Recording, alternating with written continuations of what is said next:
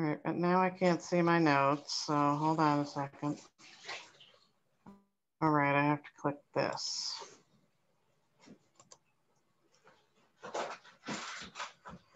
Okay, ready when you are. Yeah, you can share. Why don't you do that? So we're ready to go. Yeah.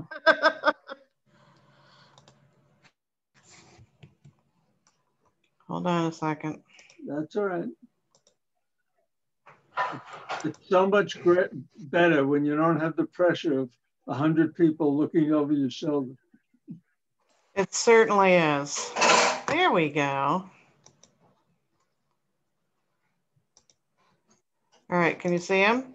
You can see him, but I think you want to do, how do you make that larger? Well, the problem is that I need to do this.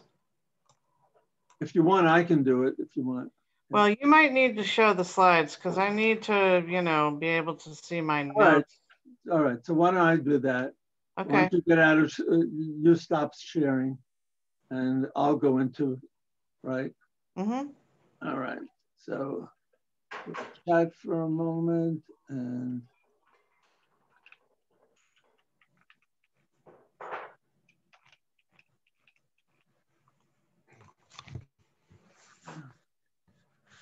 stupid.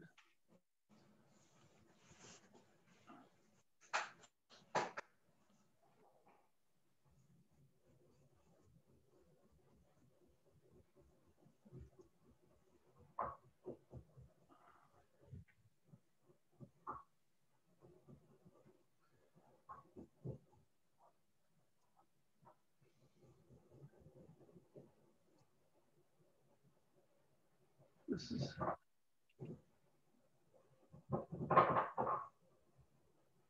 okay. Can we just go through these, Nancy, to make sure that I've got them right? Mm-hmm. Just tell me to go next when you're ready. All right, so the first one is the bylaw. And the second one is recommendation number 1. Third one, recommendation number 2. The fourth one is recommendation number 3. And the fifth one is the proposed action there for number 3. The sixth one is recommendation number 4. And the seventh one is recommendation number 5. Eighth one is recommendation number 6. And the ninth one is recommendation number 7.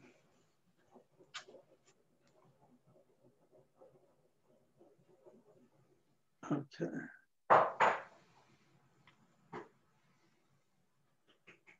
Is that good, or was there something you had wanted to add at the very end? Nope. Okay. It's here. All right. So we're good. Go there. And all right.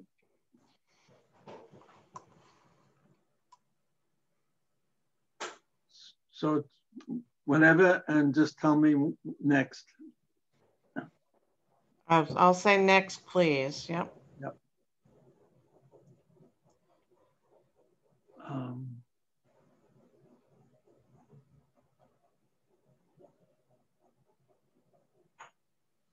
right. So.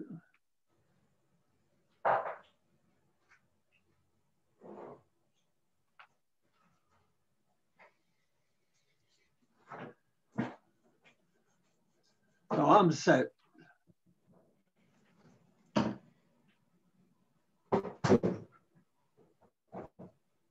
Just let me know when you want me to start. That's hold on.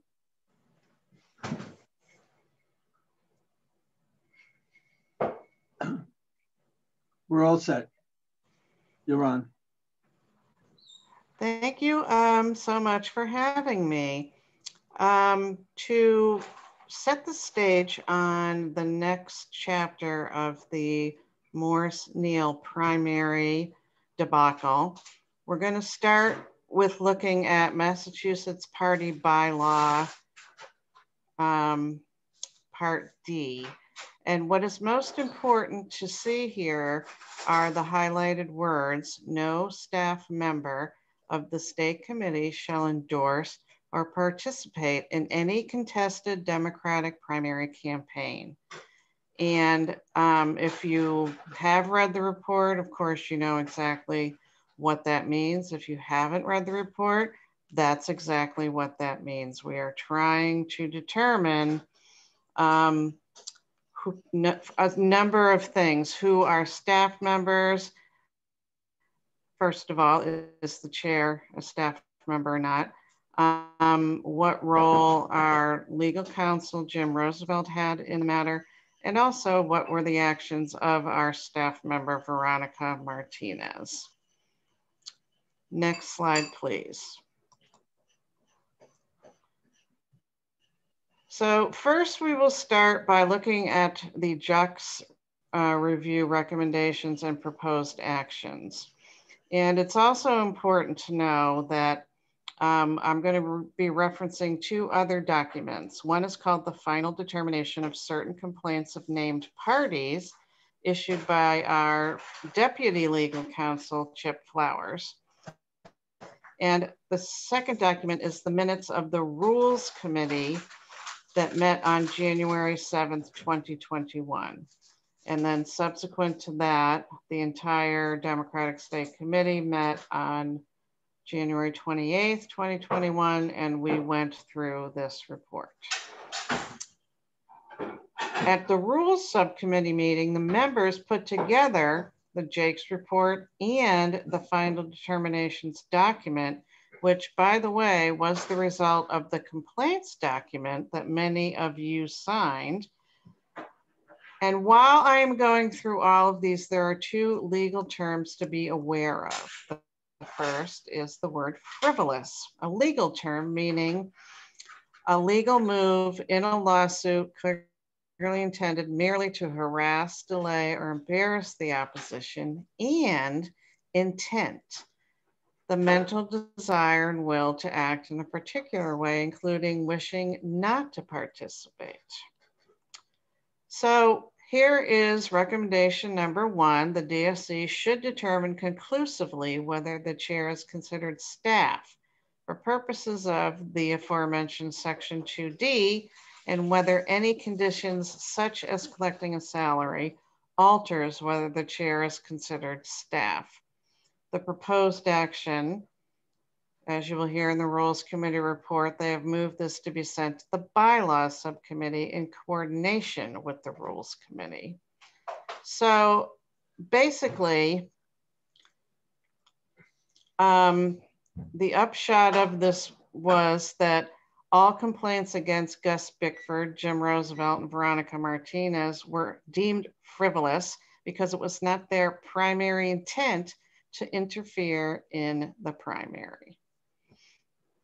The Rules Committee did concur with the recommendation of the JOC's report that the Rules Committee should determine conclusively whether the chairperson is considered staff for purposes of Section 2D. However, regardless of such determination, it appears that payment of salary and other benefits to the chairperson satisfies the separate condition set forth in Section 2D that no financial resources of the State Committee shall be used in any contested Democratic primary. Whew, that's a mouthful. Next slide, please. All right, moving on to recommendation number two. The DSC should clarify when an individual becomes a candidate for the purposes of DSC bylaw section 2D, so staffs clearly know the boundaries of appropriate contact with individuals contemplating a Democratic primary candidacy.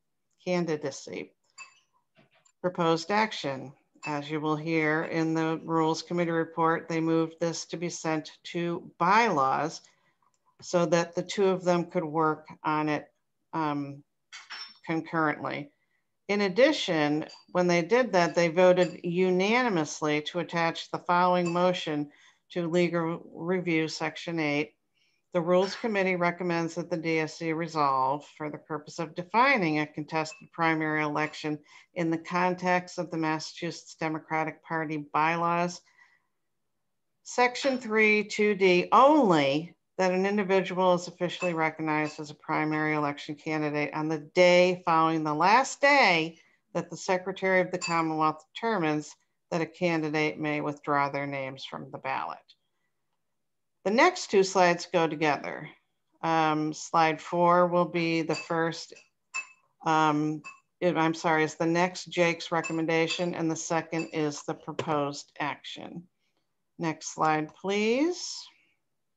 So this is recommendation number 3. I'm not going to read the whole thing, but basically, DSC bylaws, Article 5, Section 4 calls for the creation of a state judicial council. The judicial council should be activated. We originally called for a judicial council, I believe, 2015. So here we are in 2021. We still don't have one. It turned out to be quite a problem. Next slide, please. So here's the proposed action. Move that the bylaw subcommittee determined a council be created and charged with developing the 3 points above. This is not the current role of the judicial council, and if this is the body that the bylaws committee chooses, the recommendations will need to be made into a charter amendment to change the current charge of the judicial council, or they can develop another council to put these protocols in place. The bylaw subcommittee did meet around 2 weeks ago, decided that yes, this needs to be done, and charged a small group of bylaws and charter subcommittee members to determine if they're going to keep and modify the current judicial council or come up with a completely new group. Apparently there was no timeline for this or anything. So we're waiting on that. Next slide, please. Okay, recommendation number 4.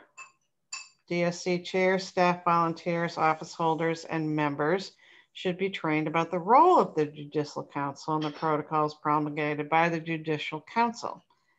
Action. Clearly this one is going to fall from the previous one, so I really don't have any update on this presently. Next slide, please.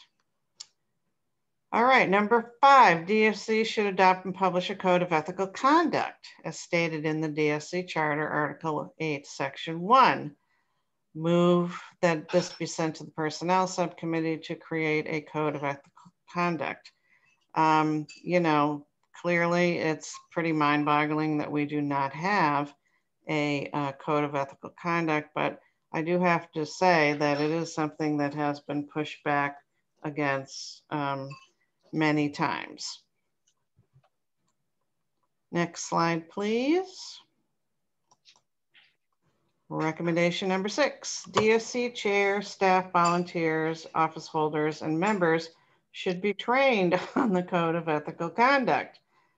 Action. After the August meeting, the training will be developed. I personally don't know why we have to wait until August to get our ethical training, but anyways, I know nothing about where this is in the current process. Next slide, please.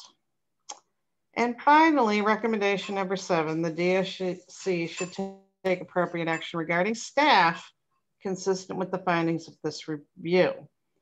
Action, as you will hear during the Rules Committee report, actions have been taken, but they did not take any action. Again, Veronica is the only person involved considered staff, and it was determined that she had no primary intent to interfere in the primary.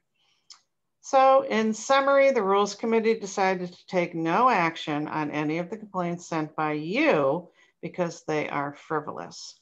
And the Jake's report recommendations have been given a once over. Some are maybe in the beginning of the process but really little to nothing has happened, including we also requested at our last meeting that we have a special meeting just to discuss this, and Gus Bickford agreed to that, and we're still waiting to hear about that too. Thank you very much again.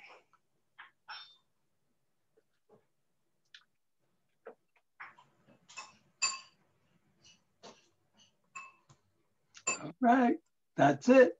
Okay. It's a wrap. Great. Thanks, Nancy. You're welcome. I hope you recover from the day. Well, you know what? No. No, so it'll be just fine. My wonderful partner has it waiting for me in the freezer when I come home. That's great. All right. We're good. Take care. All right. Take care. Talk to you soon. Bye. Bye.